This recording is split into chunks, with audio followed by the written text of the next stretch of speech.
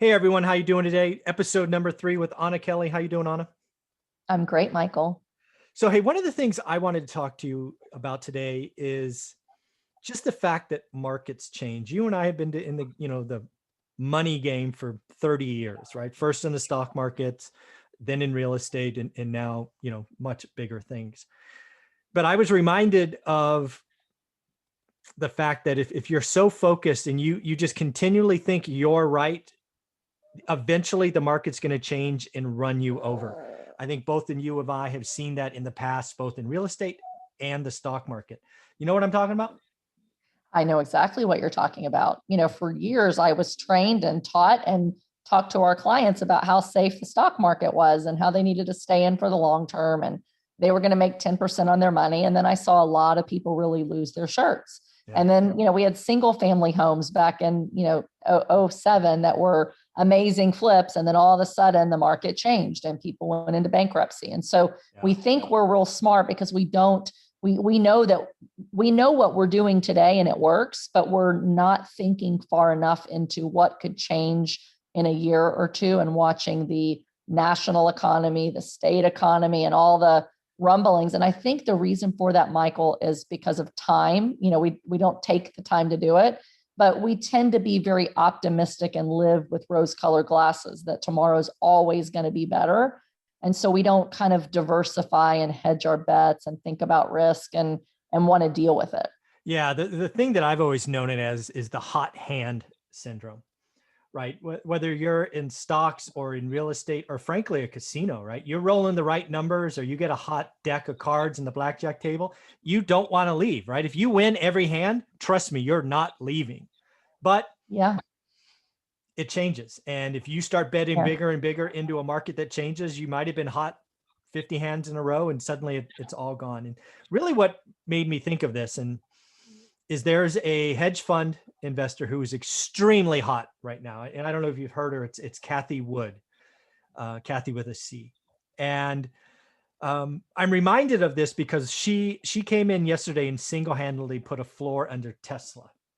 Right. So Tesla was falling. It was, below its S&P number. She came in and bought a lot more, a meaningful position because it's her number one play. And again, I'm not a stock person. I don't know, but I'm just reminded of, what happened to Peter Lynch and other hot hedge fund managers where the number one performers 2 years in a row. It's very hard to be the number one hedge fund manager 3 years in a row because you get such a hot hand that money flows to you, right? She's raising billions of dollars every week, every month, and she doesn't know where to put it, or it's hard for her to put all that money in new places. So she just keeps doubling down on the same bets. And that reminds me of single family homes in 06, 07, right? They're going to go to the moon. They can never crash. And then they did. And I don't know what's going to happen to her funds. I just know if you keep betting the same way and don't change, the market will eventually get you. Yeah, yeah. I think a couple things you said there are really good and important kind of takeaways and lessons from that. And one is when you're doing so well, but you start to see something that could hurt you, you think, I'm going to fix it and stay in this game rather than, should I think about pulling a little out? Should I diversify some of what's coming into me? Right. And so we want to hope for the best and try to fix it and keep it going. And sometimes it's hard for us to read writing on the wall and say, hey, we might want to shift. And we're afraid that if we pull out too early, all our friends are going to make more money. And what if they stay in and then we look really dumb, right? I know I stayed in some stocks longer than I thought I should because I'm like, I'm probably being too conservative. I'm probably just, need to hedge a little more, take a little more risk. And so we've got to be realistic with ourselves. Are we looking at the signs and actually trying to interpret them and making some adjustments based on it? Or are we only looking with rose-colored glasses that says things like, I love Tesla, I'm not going to let it fall, I'm going to change it, and I'm going to support it, and it's all going to be great in the future. Mm-hmm. Whether she's right or wrong, time will tell, right? Yeah. But we do tend to get laser focused, which is important. But if we're so focused that we don't look at what's going on around us and adjust to things that we see that might be warning signs, or some real danger that we're going to stay in too long. Well, yeah, that is, and it's also not appreciating that the markets have been changing for hundreds of years, markets, there's very few plays that work for decades in a row. Right. It's just market cycles, consumers are fickle, cost of capital changes. Yeah. Sometimes you want growth, sometimes you want value stocks, sometimes it's domestic, sometimes it's international. And I just think again, I don't know. I've never looked at Kathy other than yesterday thinking, oh my God, she's not changing into what might be a vastly different market. Interest rates went, the 10-year went from 0.58 to 1.42. We're going from a lockdown economy to an opening up economy. We have a new administration. It just seems like there's a lot of things that, maybe it's different. But again, she's got billions of dollars coming in. She gets paid to place. And if she doesn't have a place to put it, I guess you bet what was working before. I guess that's what One of the things I've learned as an investor, over the last 20 years or so is that it's not what we know that hurts us. It's what we think we know for sure that hurts us, right? Because yes. We're like, I know AIG is safe. I work for AIG and we'll never go under and my job is secure, right? Well, hello, I was quite surprised by the 08-09 crash and, credit default swaps. My division sold them and I didn't know anything about them. Not a single thing, because that wasn't where I was focused, right? I didn't know that, all these mortgage-backed securities were being packaged with junk bond, level mortgages as well. So it's the things that I didn't know that hurt me. I thought I know a lot. I have worked with some of the wealthiest clients in the world and their brokers on creating sophisticated products, financial products. And yet I was totally blindsided, not by what I knew, but what I didn't know. And so as I grow as an investor, I know that there is so much that I still don't know, despite the fact that I really research now, economic cycles and what's happening in the mortgage market and what's happening, in the real estate market. I study a lot and I still know the more I study and the more I invest, the more I know that I don't know.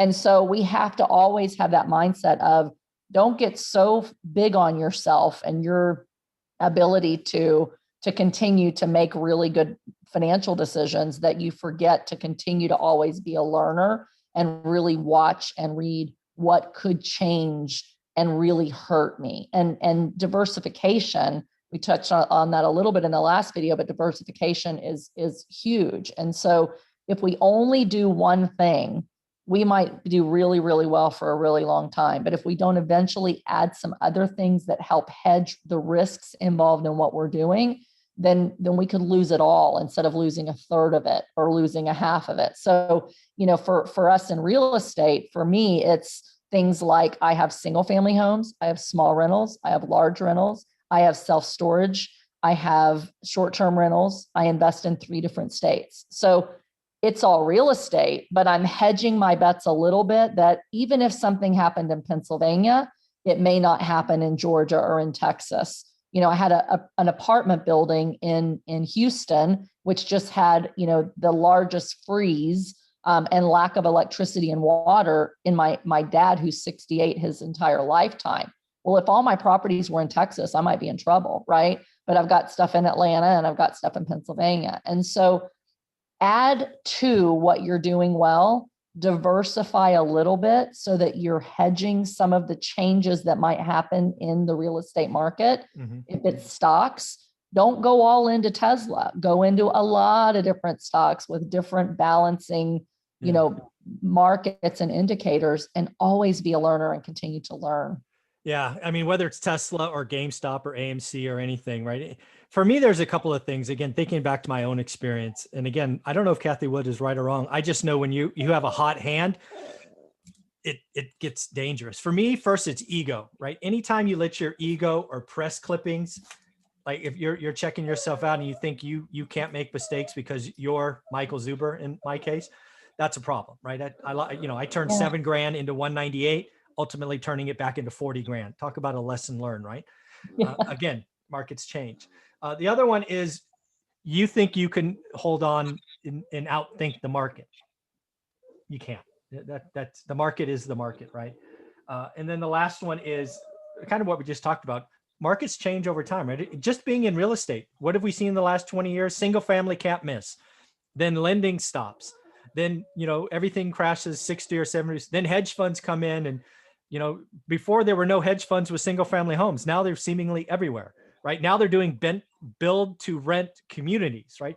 This is all changing. So don't be so arrogant or egotistical, or don't let the hot hand fool you. Always question yourself is something I've learned along the way. Yes, yes. And I do that all the time. I'm always thinking, what's the monetary risk? What's the legislative risk? What's the inflation risk?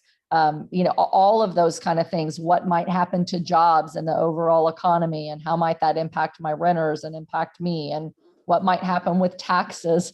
All of those things. It's our American financial system and real estate markets are extremely complex. And so while anybody can do it and figure out and have a couple, once you start really scaling and you've got a lot of money and a lot of buildings, the risk of any one of those things blindsiding you and not having some way to hedge and mitigate those risks could be significant. It could wipe you out. So I've become a much more conservative investor over time, Michael, because I want to make sure that what I've worked so hard to accumulate, I don't lose it all in the next thing that blindsides us, right? And so you've got to be realistic about knowing, for every investment that you make in the cycle, where's the economy going in the next few years? Understand real estate cycles like recession, recovery, growth, hyper supply, and expansion and contraction. Learn those things, and then figure out what are my risks realistically, and how do I mitigate these risks if those things happen. And by having a mitigation plan for all the different types of risks, I feel a lot safer taking the next biggest risk and the next biggest risk, because I've at least been able to say, if I can identify the risk and hedge the next cycle change or the next thing that could impact me with an 80% certainty that I've got multiple ways to get out, then I'll move forward and take a little more risk. But what I see, Michael, is most people take big risk with big money because they did it well on a small scale. So they just go all in, and that's when people get hurt. And that's exactly where I'm going, right? You put a couple of chips in, you win. You put a couple more, you win, you win, you win. Then you put it all in the center, and the market goes, not today, folks. Yep. Yeah. Yep. Cool. Well, that's what I wanted to talk about today, Anna. I appreciate your time. These 3 videos are awesome. You have a wonderful day. Thanks. You too, Michael.